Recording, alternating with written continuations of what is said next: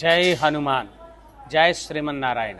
మనోజవం మారుతతుల్యవేగం జితేంద్రియం బుద్ధిమతాం వరిష్టం వాతాత్మజం వానరయూధముఖ్యం శ్రీరామదూతం శిరసా నమామి.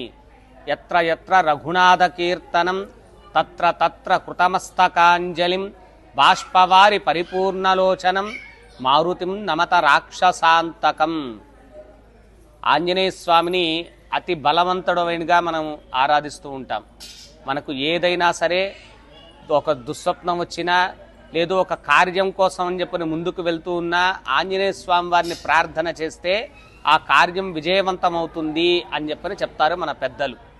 అటువంటి ఆంజనేయ స్వామి వారి యొక్క ఈరోజు విజయోత్సవం. అందరూ కూడా పుట్టినరోజు బర్త్డే అని అనుకుంటున్నారు, కానీ ఇది ఈరోజు మనం జరుపుకునేది హనుమతి విజయోత్సవం. ఏదైతే సీతా అమ్మవారు ఎక్కడ ఉన్నారు ఆ శ్రీలంకలో అనే దాన్ని అన్వేషించి తిరిగి వచ్చినటువంటి ఆ శుభదినాన్ని అందరూ కూడా విజయోత్సవంగా జరుపుకుంటాం. ఆ విజయోత్సవం మనం ఈరోజు జరుపుకునేది. అటువంటి ఆ విజయోత్సవంలో ఆంజనేయ స్వామి వారి యొక్క అనుగ్రహం అందరికీ ఉండాలి అని చెప్పి మనసారా కోరుకుంటూ అందరికీ హనుమద్ విజయోత్సవ శుభాకాంక్షలు.